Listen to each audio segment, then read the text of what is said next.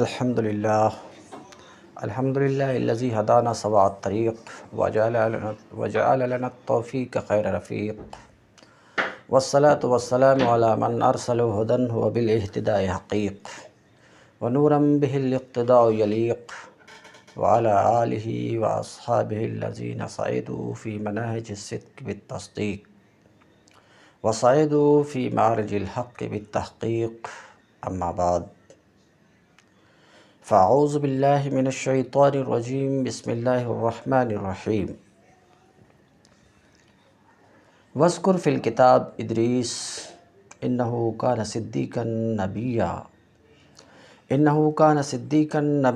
ورفعناہ مکانا علییا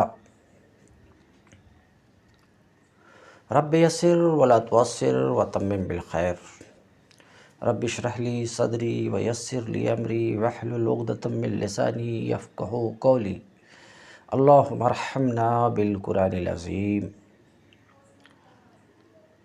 باب العلم انواریہ educational society و جامعہ انواریہ حیدرآباد انڈیا کے زیر اہتمام تفسیر نصفی کی ویڈیو ریکارڈنگ قسطوار جاری ہے۔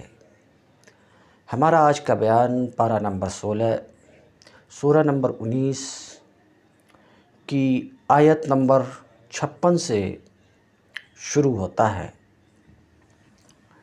وَاذْكُرْ فِي الْكِتَابِ ادریس، اور اس کتاب میں ادریس کا ذکر کرو۔ وہ اخنوک، ادریس وہ اخنوک ہیں، اول مرسل بعد آدم، آدم علیہ السلام کے بعد یہ پہلے نبی ہیں۔ وَأَوَّلُ مَنْ خَطَّ بِالْقَلَمِ، اور ادریس وہ پہلے انسان ہیں جنہوں نے قلم سے لکھا۔ وَخَاطَ اللباس، اور خیاطت کو وجود بخشا، لباس سیا۔ ونظر، اور ادریس وہ پہلے انسان ہیں جنہوں نے علم نجوم اور علم حساب میں نظر کیا۔ واتخذ الموازین والمکاییل والاسلحہ، اور ادریس ہی وہ پہلے انسان ہیں جنہوں نے موازین اور مکاییل، میزان کی جمع موازین، ناپنے اور تولنے کے ترازو کی ایجاد کی، اتخاذ بنانا، اور اسلحوں کی سب سے پہلے انہوں نے ہی ایجاد کی۔ فقاتل بنی قابیل، تو انہوں نے بنی قابیل سے جنگ کیا۔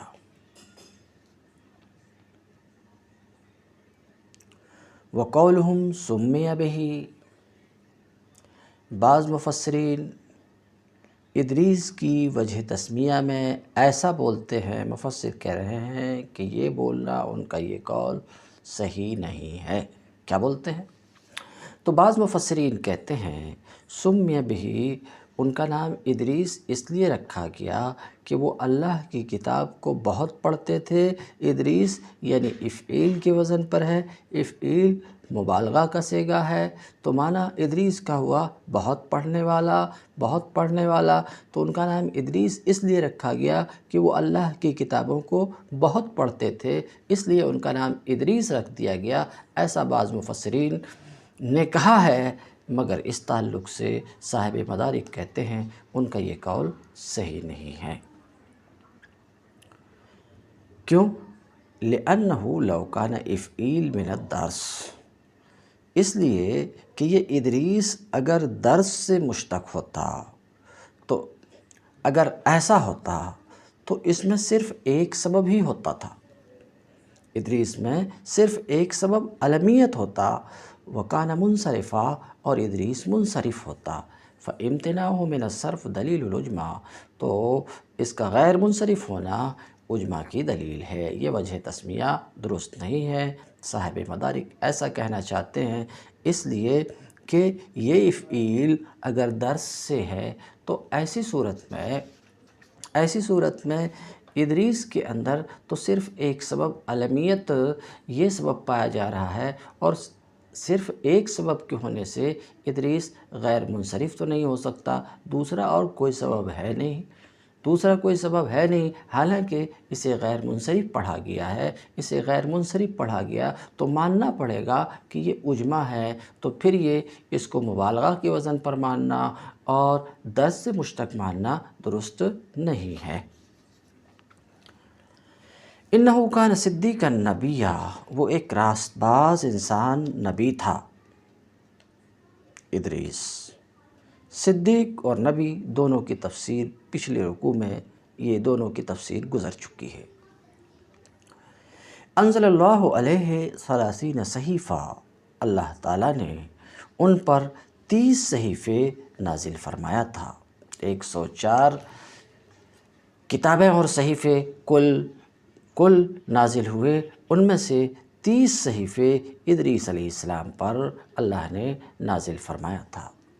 وَرَفَعْنَاهُ مَكَانًا عَلِيًّا، اور اسے ہم نے بلند مقام پر اٹھایا۔ وَرَفَعْنَاهُ، اور اس کو ہم نے مَكَانًا عَلِيًّا، بلند مقام پر اٹھایا۔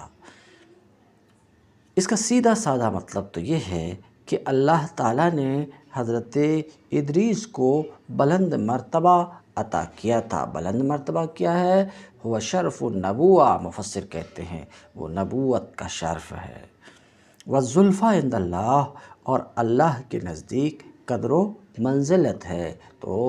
تو مطلب یہ کہ ہم نے اسے نبوت کا شرف عطا کیا تھا اور اپنے نزدیک قدر و منزلت عطا کی تھی۔ صاف سیدھا سا مطلب یہ ہے، مگر اس کلام ورفعناہ مکانا علیہ کی تفسیر میں یہ بات بھی کہی گئی ہے، اس کا یہ معنی بھی بیان کیا گیا ہے، مگر مفسر خود کیل سے بیان کر رہے ہیں، تو جو بات اس میں آ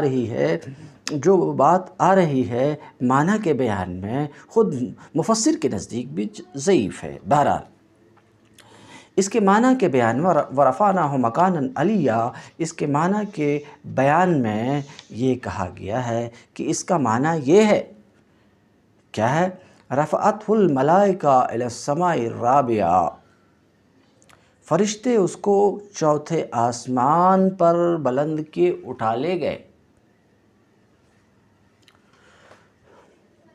وَقَدْ رَآهُ النبی صلی اللہ علیہ وسلم لیلۃ المعراج فیہا، اور نبی کریم صلی اللہ علیہ وسلم ان کو ادریس کو شب معراج میں وہیں چوتھے آسمان پہ دیکھے ہیں۔ وعن الحسن الی الجنہ، اور حسن سے روایت ہے کہ فرشتے ان کو جنت کی طرف اٹھا لے گئے۔ لا شیء اعلی من الجنہ، اور جنت سے بلند ترین کوئی چیز نہیں ہے۔ وذالک، اور یہ واقعہ کچھ اس طریقے سے ہوا، آسمان کی طرف اٹھائے جانے کا، چوتھے آسمان کی طرف اٹھائے جانے کا یا جنت میں اٹھائے جانے کا، یہ واقعہ کچھ اس طریقے سے ہوا کہ حُبِّبَ لکثرت عبادتہ، اپنی کثرت عبادت کی وجہ سے ادریس اپنی کثرت عبادت کی وجہ سے محبوب ملائکہ تھے۔ فقال لملک الموت، تو ایک دن انہوں نے ملک الموت سے کہا، اذقنی الموت، مجھے موت کا مزہ چکھاؤ تاکہ موت مجھ پر آسان ہو جائے۔ تو انہوں نے ملک الموت نے یہ کام کیا اللہ کے حکم سے، یعنی ان کو موت کا مزہ چکھایا اللہ کے حکم سے، پھر وہ زندہ ہوئے اور کہا انہوں نے کہ اب مجھے جہنم میں داخل کرو تاکہ میرا خوف خدا اور ترقی کرے۔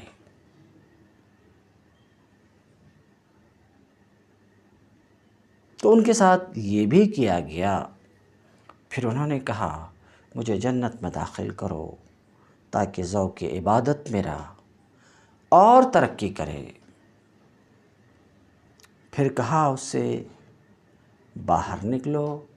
تو انہوں نے کہا اب تو میں موت کا مزہ بھی چکھ چکا ہوں، جہنم میں داخل بھی ہو چکا ہوں، لہٰذا اب میں جنت سے نکلنے والا نہیں ہوں، کیونکہ جنت میں جانے کے لیے یہ 2 شرطیں تھیں، ان 2 شرطوں کو میں پوری کر دیا تو اب میں جنت سے نکلنے والا نہیں ہوں۔ فقال اللہ عز وجل، تو اللہ عز وجل نے فرمایا میرے حکم سے اس نے ایسا کیا اور میرے حکم سے ہی وہ جنت میں داخل ہوا، فدا ہو تو اسے جنت میں رہنے دو، فدا ہو تو چھوڑ دو اسے کہ جنت میں رہے۔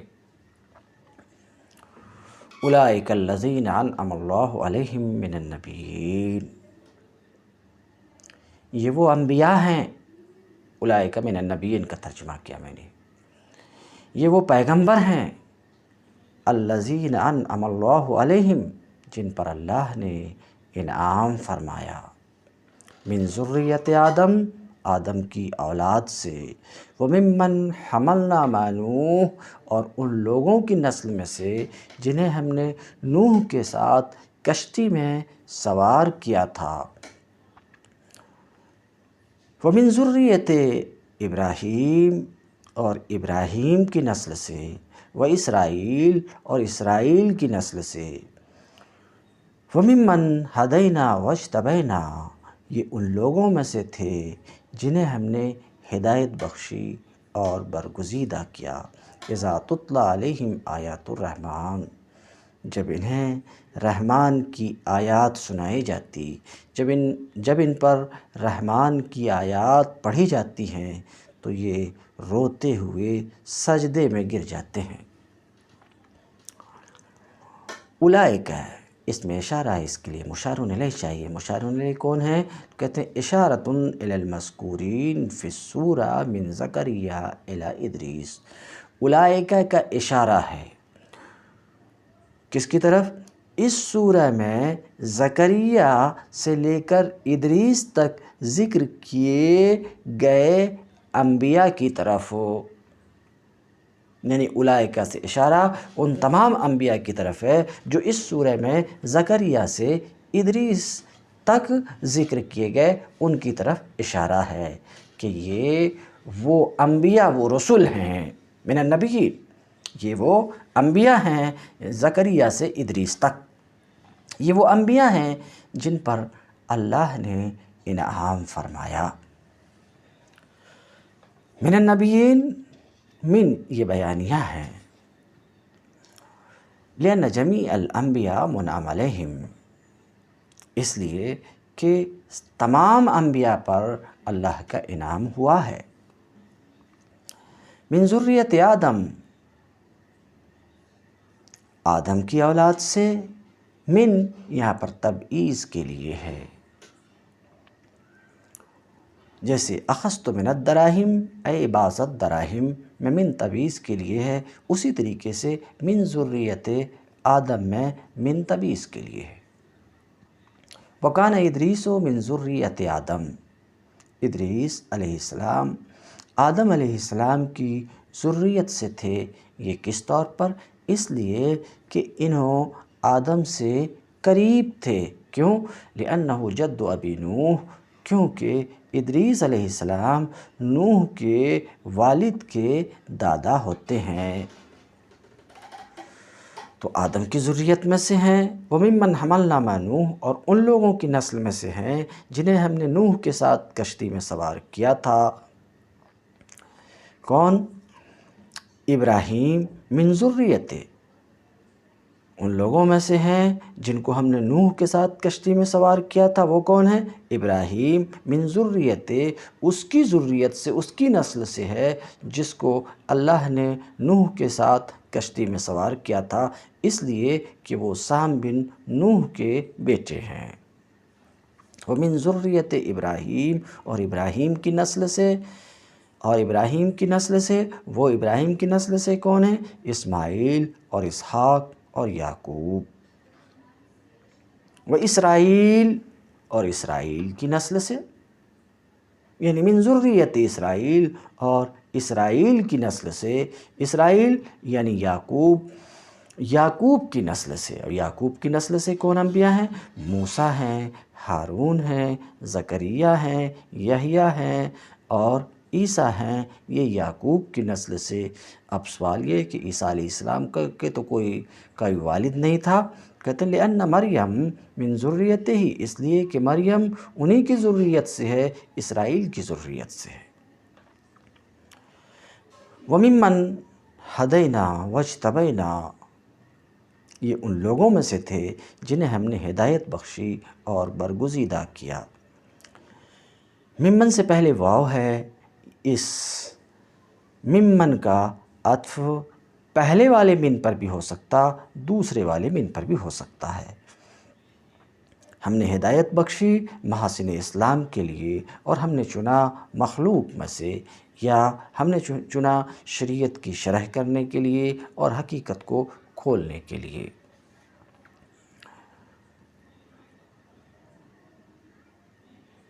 اذا تتلی علیہم آیات الرحمن، اے اذا تلیت علیہم کتب اللہ المنزلہ، یعنی جب ان پر اللہ کی نازل کی ہوئی کتاب، اللہ کی نازل کی ہوئی کتابیں تلاوت کی جاتی، اللہ کی نازل کی ہوئی کتب کتابیں تلاوت کی جاتی، تو خروا سجدا و بکیا، خروا سجدا و بکیا، روتے ہوئے سجدے میں گر پڑتے تھے۔ وَهُوَ كَلَامٌ مُسْتَأْنِفٌ إِنْ جَعَلْتَ الَّذِينَ خبراً لِأُولَئِكَ، یہ نحوی گفتگو کر رہے ہیں کہ اذا تتلی علیہم آیات الرحمن، یہ جملہ مستأنفہ ہو سکتا ہے، کب ہو سکتا ہے؟ جب کہ الذین کو، الذین انعم اللہ علیہم میں جو الذین ہے اسے آپ اولئک کی خبر بنائیں۔ کیا مطلب؟ اولئک کو مبتدا بنائیں، الذین انعم اللہ علیہم من النبیین ان کو آپ خبر بنائیں، تو ایسی صورت میں اذا تتلی علیہم آیات الرحمن یہ جملہ مستأنفہ ہوگا۔ کہ ان منامین کا کیا حال ہے؟ تو ان منامین کا حال یہ تھا کہ جب ان پر اللہ کی کتابیں پڑھی جاتی تھی تو روتے ہوئے سجدے میں گر جاتے تھے۔ تو یہ اس وقت ہوگا کلام مستأنف اور جملہ مستأنفہ جبکہ الذین کو آپ اولئک کی خبر بناؤ، اور اس کا احتمال ہے۔ وَإِنْ جَعَلْتَهُ صِفَةً لَهُ، اور اگر الذین انعم اللہ علیہم من النبیین کو اولئک کی صفت بنائے، یعنی اولئک اسم اشارہ موصوف، الذین انعم اللہ علیہم من النبیین مشار الیہ صفت، موصوف صفت سے مل کر کے مبتدا، تو بات یہ ہوئی کہ الذین کو اگر آپ صفت بنائیں، وَإِنْ جَعَلْتَهُ صِفَةً لَهُ، اور اگر الذین کو اولئک کی صفت اگر آپ بنائیں گے تو ایسی صورت میں اذا تتلی علیہم آیات الرحمن یہ جملہ مستأنفہ نہیں ہوگا، بلکہ یہ اس کی خبر ہوگی، کیونکہ موصوف صفت سے مل کر کے مبتدا اور اس کی خبر اذا تتلی علیہم آیات الرحمن ہے۔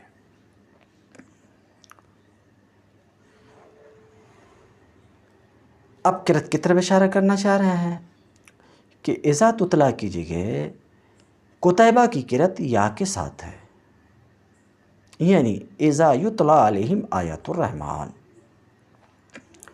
کہتے یا کے ساتھ قتیبہ کی قرأت ہے۔ اب یا کے ساتھ قتیبہ کی قرأت ہے تو آیات مؤنث ہے، اور فاعل اور نائب فاعل اگر مؤنث ہو تو فعل کو مؤنث لانا واجب ہوتا، تو اس کے جواب میں کہہ رہے ہیں کہ اگر فاعل اور فعل کے درمیان اجنبی سے فصل ہو جائے تو فعل کی تانیث واجب نہیں ہے۔ ایک اس وجہ سے جب تانیث واجب نہیں ہے، یعنی فعل کو مؤنث لایا جا سکتا تو مذکر بھی لایا جا سکتا فصل کی وجہ سے، تو تتلی کی جگہ یتلی بھی نحو کے قاعدے کے مطابق درست ہے۔ نیز آیات مؤنث غیر حقیقی ہے، فاعل یا نائب فاعل اگر مؤنث غیر حقیقی ہو، مؤنث غیر حقیقی ہو تو فعل کی تذکیر و تانیث کا اختیار ہوتا ہے، یعنی مذکر بھی لایا جا سکتا، مؤنث بھی لایا جا سکتا، اس کو کہتے ہیں یطلا یا کے ساتھ قتیبہ کی قرأت ہے، لوجود الفاصل، فاصل کے پائے جانے کی وجہ سے، فاصل کون ہے؟ علیہم ہے، باوجود اس کے کہ تانیث غیر حقیقی ہے، یعنی آیات مؤنث حقیقی نہیں ہے، غیر حقیقی ہے، اس کی وجہ سے بھی فعل کو مؤنث لایا جا سکتا۔ خروا سجدا اے سکتوا علی وجوہہم، اپنے چہرے کے بل گر جاتے شوق میں، وبکیا اور روتے ہوئے، اے باکین روتے ہوئے خوف میں، کہتے ہیں جمع باکن، یہ بکیا یہ باکن کی جمع ہے، جیسے کہ سجود اور قعود یہ ساجد اور قائد کی جمع ہے۔ حدیث میں ہے اتل القرآن وبکو، قرآن کی تلاوت کرو اور رو، وَإِن لَمْ تَبْكُوا، اور اگر رونا نہ آئے تو رونے کی کوشش کرو۔ وَعَنْ صَالِحِ الْمَرْءِ قرأت القرآن علی رسول اللہ صلی اللہ علیہ وسلم فی المنام، صالح سے ایک روایت ہے، انہوں نے کہا کہ میں خواب میں رسول اللہ صلی اللہ علیہ وسلم کے پاس قرآن کی تلاوت کی، فقال علی، تو آپ صلی اللہ علیہ وسلم نے مجھ سے فرمایا، یا صالح ھذہ القراءۃ فأین البکا، اے صالح یہ تو قرأت ہوئی، بکا کہاں ہے، رونا کہاں ہے؟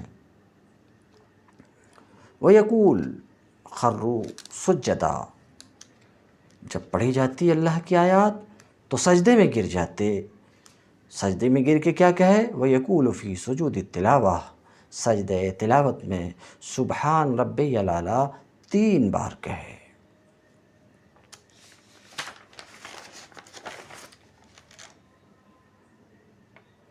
تو ان انبیاء کا حال تو یہ تھا کہ رحمان کی آیات ان پر پڑھی جاتی تھی تو روتے ہوئے سجدے میں گر جاتے تھے۔ یہ انبیاء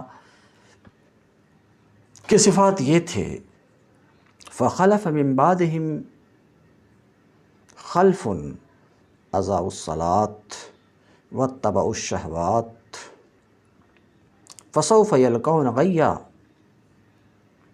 پھر ان کے بعد وہ ناخلف لوگ ان کے جانشین ہوئے، ان انبیاء کے،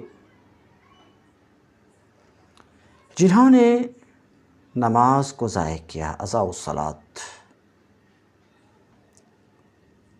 واتبعوا الشہوات، اور خواہشات نفس کی پیروی کی، فسوف یلقون غیا، بس قریب ہے کہ وہ گمراہی کے انجام سے دوچار ہوں۔ فخلف من بعدہم ای جاء من بعد ہؤلاء المفضلین، ان فضیلت والوں کے بعد، ان فضیلت والے انبیاء کے بعد آئے خلف اولاد سوء، اولاد سوء، بری اولاد، جس کا ترجمہ کیا تھا پھر ان کے بعد وہ ناخلف لوگ ان کے جانشین ہوئے۔ بفتح اللام، خلف ایک قرأت خلف ہے، دوسری قرأت بفتح اللام، لام کے فتح کے ساتھ، یعنی عقب، العقب الخیر۔ تو اگر یہ لام کے فتح کے ساتھ، یہاں اختلاف قرأت کو نہیں بتا رہے ہیں کہ خلف لام کے سکون کے ساتھ ہے، بری اولاد، اور اگر لام کے زبر کے ساتھ ہو تو اچھی اولاد۔ وعن ابن عباس ہم الیہود، پھر ان مفضلین کے بعد وہ ناخلف لوگ ان کے جانشین ہوئے، تو کہتے ہیں ابن عباس سے ایک روایت ہے کہ وہ یہود ہیں، اضاعوا الصلاۃ، وہ یہود ہیں جنہوں نے نماز کو چھوڑا، اے ترک الصلاۃ المفروضہ، مفسر کہتے ہیں فرض نماز کو چھوڑا، یعنی نماز پڑھنی چھوڑ دی، یا نماز سے غفلت اور بے پرواہی برتنے لگے بعد والے۔ یہ نماز سے غفلت اور نماز کو چھوڑنا ہر امت کے زوال و انحطاط کا پہلا قدم ہے۔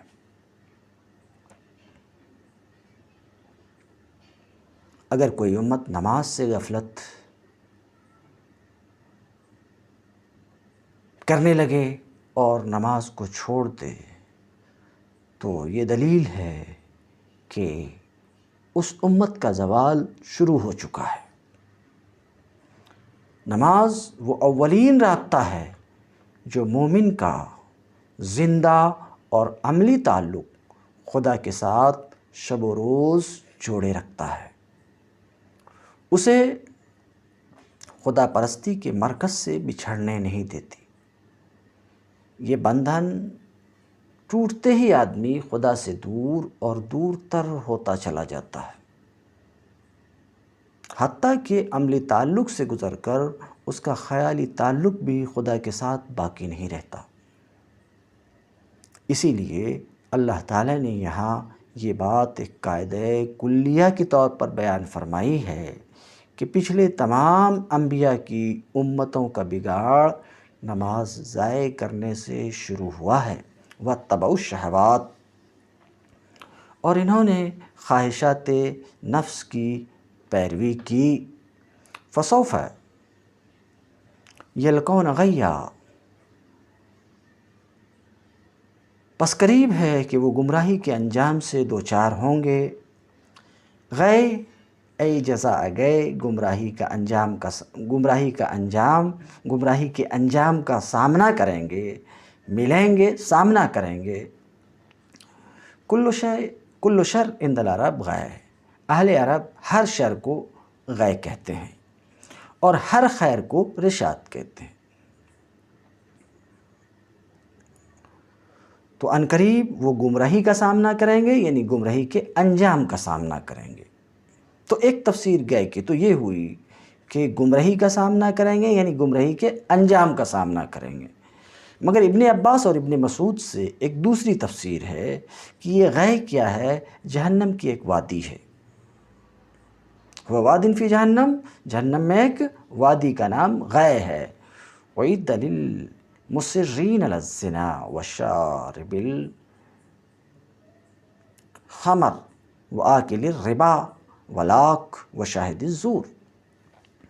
یہ دونوں حضرات کہتے ہیں کہ یہ جہنم کی ایک وادی ہے، جو وادی تیار کی گئی ان لوگوں کے لیے جو زنا پر اصرار کرتے ہیں، بار بار زنا کرتے ہیں، ان کے لیے تیار کی گئی ہے، اور شراب نوشی کے عادی ہیں ان کے لیے تیار کی گئی ہے، اور سود کھور ہیں ان کے لیے تیار کی گئی ہے، اور حقدار کو حق سے محروم کرنے والوں کے لیے تیار کی گئی ہے، اور جھوٹی گواہی دینے والے کے لیے تیار کی گئی۔ تو انہوں گمراہی کے انجام سے دوچار ہوں گے۔ إِلَّا مَن تَابَ وَآمَنَ وَعَمِلَ صَالِحًا فَأُولَٰئِكَ يَدْخُلُونَ الْجَنَّةَ وَلَا يُظْلَمُونَ شَيْئًا، البتہ جو توبہ کر لیں، ایمان لائیں، نیک عملی اختیار کریں، ان کے لیے جنات عدن ہیں جن کا رحمان نے اپنے بندوں سے در پردہ وعدہ کر رکھا ہے۔ إِلَّا مَن تَابَ اَيْ رَجَعَ عَنْ كُفْرِهِ، البتہ وہ جو اپنے کفر سے توبہ کر لیں، وَآمَنَ اور ایمان لے آئیں دل سے، وَعَمِلَ صَالِحًا اور ایمان لانے کے بعد اچھے کام کریں، أُولَٰئِكَ يَدْخُلُونَ الْجَنَّةَ وہ جنت میں داخل ہوں گے۔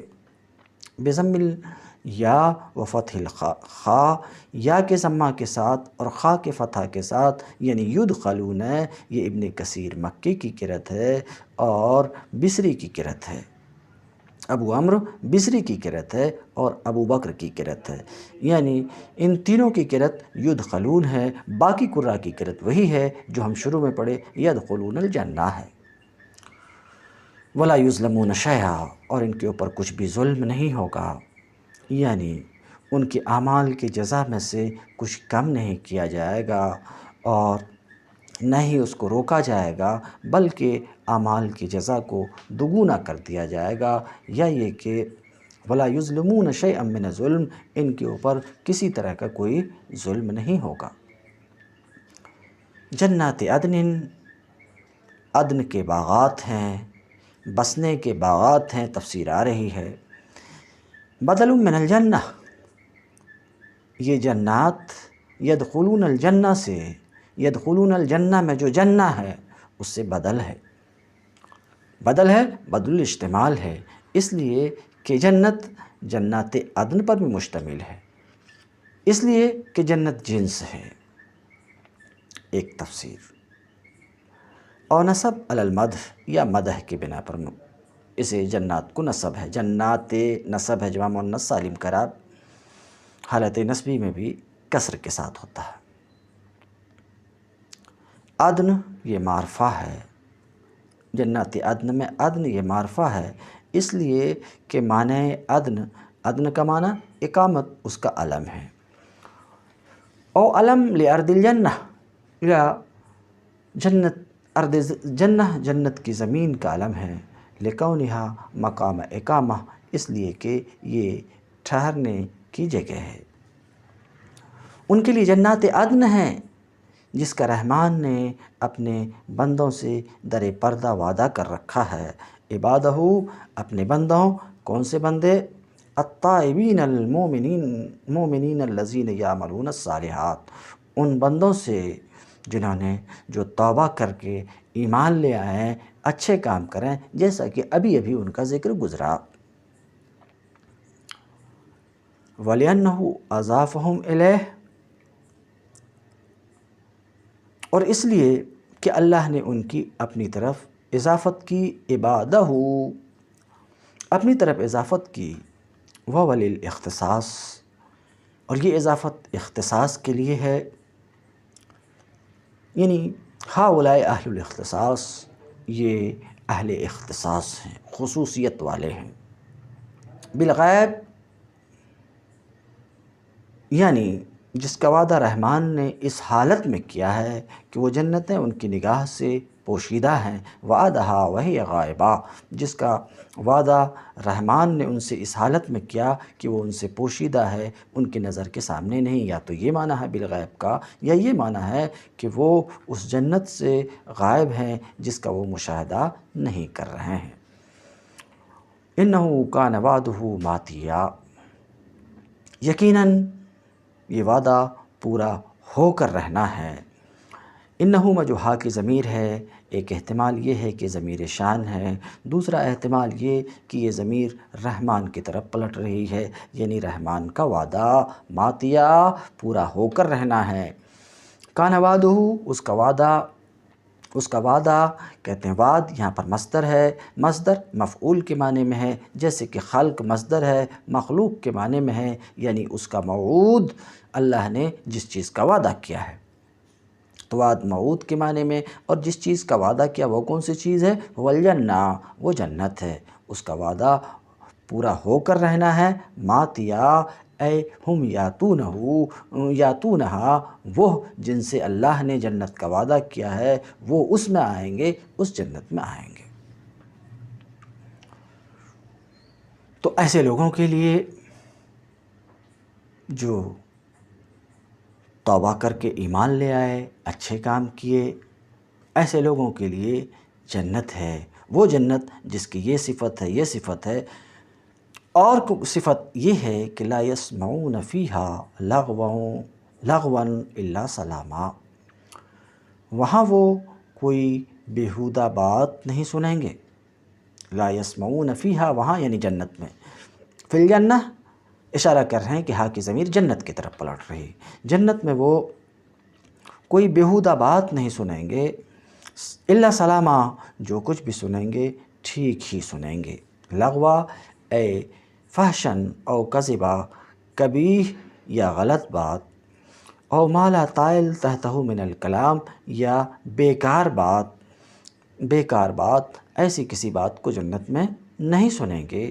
وفیہ تنبیہ، یہ تو جنت کی صفت بیان کی گئی کہ جنت ایک ایسی جگہ ہوگی جہاں انہیں کوئی بیہودہ بات سننے کو نہیں ملے گی۔ یہ بات جنت کی یہ صفت ہے، اس کے ساتھ ساتھ صفت کے ساتھ ساتھ اس میں تنبیہ ہے اس بات کے اوپر کہ لغو سے بچنا ضروری ہے۔ فی تنبیہ علی وجوب تجنب اللغو و اتقائہ، اس میں تنبیہ اس بات پر کہ لغو سے بچنا اور پرہیز کرنا واجب ہے، اس حیثیت سے کہ اللہ نے اپنے گھر کو اس سے پاک کیا جہاں کوئی تکلیف نہیں ہے۔ الا سلامہ، کوئی بیہودہ بات نہیں سنیں گے، الا سلامہ، جو بھی سنیں گے ٹھیک ہی سنیں گے۔ یہ تو اس کا میں ترجمہ کیا، مفسر کیا ترجمہ کرتے ہیں الا سلامہ، یعنی لا یسمعون فیہا لیکن یسمعون فیہا سلاما من الملائکہ، بیہودہ بات نہیں سنیں گے لیکن سنیں گے وہاں فرشتے کا سلام، فرشتے کی طرف سے سلام۔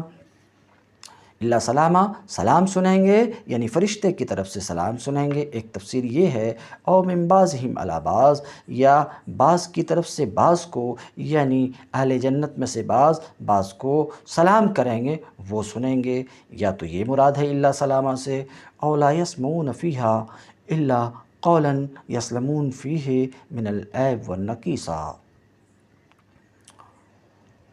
یا یہ کہ اس میں جنت میں نہیں سنیں گے مگر ایسی بات جس بات میں وہ محفوظ ہوں گے عیب اور نقص سے۔ اصل میں لفظ سلام استعمال ہوا جس کے معنی ہے عیب و نقص سے محفوظ۔ جنت میں جو نعمتیں انسان کو میسر ہوں گی ان میں سے ایک بڑی نعمت یہ ہوگی کہ وہاں کوئی بیہودہ، فضول اور گندی بات سننے میں نہ آئے گی۔ وہاں کا پورا معاشرہ ایک ستھرا اور سنجیدہ اور پاکیزہ معاشرہ ہوگا جس کا ہر فرد سلیم الطبع ہوگا۔ وہاں کے رہنے والوں کو غیبتوں اور گالیوں اور فحش گانوں اور دوسری بری آوازوں کی سماعت سے پوری نجات مل جائے گی۔ وہاں آدمی جو کچھ بھی سنے گا بھلی اور معقول اور بجا باتیں ہی سنے گا۔ اس نعمت کی قدر وہی شخص سمجھ سکتا ہے جو اس دنیا میں فی الواقع ایک پاکیزہ اور ستھرا ذوق رکھتا ہے، کیونکہ وہی محسوس کر سکتا ہے کہ انسان کے لیے ایک گندی سوسائٹی میں رہنا کتنی بڑی بات ہے۔ تو یہ اس کی ایک تیسری تفسیر تھی، فہو استثناء منقطع، یہ جمہور کے نزدیک مستثنیٰ منقطع ہے الا سلامہ۔ وقیل امان السلام، اور ایک قول یہ بھی ہے، قیل سے بیان کر رہے ہیں، ذوف کی طرف اشارہ کر رہے ہیں کہ وہاں کوئی بیہودہ بات نہیں سنیں گے، سلام ہی سنیں گے۔ اس کا کیا مطلب ہے؟ تو قیل امان السلام هو الدعاء بالسلامہ، ایک قول یہ ہے کہ سلام کا مطلب یہ ہے کہ سلامتی کی دعا ہی سنیں گے۔ ولما کان اہل دار السلام اغنیاء عن الدعاء بالسلامہ کان ظاہر من باب اللغو، مفسر کہتے ہیں کہ جب جنتی کو سلامتی کے دعا کی ضرورت ہی نہیں تو بظاہر تو یہ لغو سے ہو گیا، اسے اب ضرورت ہی نہیں ہے، لغو اور فضول باتوں میں سے ہو گیا، کیونکہ وہ دارالسلام میں ہیں ہی، اسے مزید کسی سلامتی کی ضرورت نہیں، اب اسے کوئی خطرہ نہیں ہے، تو پھر سلامتی کی دعا یہ تو بیکار اور فضول بات ہو گئی، یہ لغو ہو گیا۔ تو اس کا جواب یہ دیا جا رہا ہے کہ سلامتی کی دعا، سلام سنیں گے تو سلام میں سلامتی کی دعا تو ہے مگر سلام میں ایک قسم کی تعظیم بھی ہے، تو یہ فضول بات نہیں ہوئی، تعظیم، عزت کے لیے سلام ہوگا، سلامتی کی دعا کے لیے وہ سلام نہیں ہے، تو سلام میں اکرام کا فائدہ ہے، تعظیم کا فائدہ ہے، اس وجہ سے سلام سنیں گے۔ یہ بھی ایک تفسیر ہے الا سلامہ کی۔ وَلَهُمْ رِزْقُهُمْ فِيهَا بُكْرَةٌ وَعَشِيًّا، اور ان کا رزق انہیں پہم صبح و شام ملتا رہے گا۔ ایوتون بِأَرْزَاقِهِمْ عَلَى مِقْدَارِ طَرْفَيِ النَّهَارِ مِنَ الدُّنْيَا إِذْ لَا لَيْلَ وَلَا نَهَارٌ، یعنی ان کو ان کی روزیاں ملتی رہے گی دن کے دو کنارے صبح و شام کے مقدار پر۔ دنیا میں دن کے دو کنارے صبح و شام کی مقدار میں، یہ دنیا کے دن کے دو کنارے کی مقدار یعنی صبح و شام۔ کیوں؟ اذ لا لیل ولا نہار، اس لیے کہ جنت میں رات و دن تو ہوگی نہیں۔ لِأَنَّهُمْ فِي النُّورِ أَبَدًا، اس لیے کہ وہ تو ہمیشہ روشنی ہی میں ہوں گے۔ إِنَّمَا يَعْرِفُونَ مِقْدَارَ النَّهَارِ، ہاں دن کی مقدار کو وہ جانیں گے پردے کے اٹھنے سے، اور رات کی مقدار کو وہ جانیں گے پردے کے گرنے سے۔ والرزق، یہ جو ہے کہ صبح و شام وہ روزی پائیں گے، کہتے ہیں والرزق بالبکرہ والعشی افضل العیش عند العرب، یہ صبح و شام روزی پائیں گے، یہ دو خاص ٹائم میں ہی ان کو روزی ملے گی اور ٹائم میں روزی نہیں ملے گی۔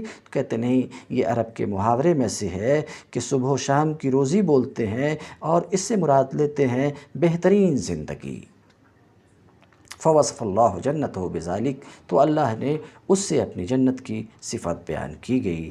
ایک قول یہ ہے کہ اس سے مراد دائمی رزق ہے، اس سے مراد صبح و شام روزی پاتے رہیں گے، وہاں صبح و شام روزی پائیں گے، صبح و شام روزی پائیں گے یعنی ہمیشہ روزی پائیں گے۔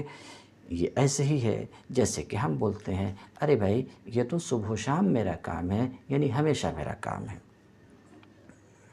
کما تقول، جیسا کہ آپ بولتے ہیں انا عند فلاں بکرۃ وعشیٰ، میں فلاں کے پاس صبح و شام رہتا ہوں، اور آپ کا مطلب یہ ہوتا الدوام، ہمیشہ رہتا ہوں۔ تو اسی طریقے سے یہاں بھی مراد ہے ہمیشہ وہ رزق پائیں گے۔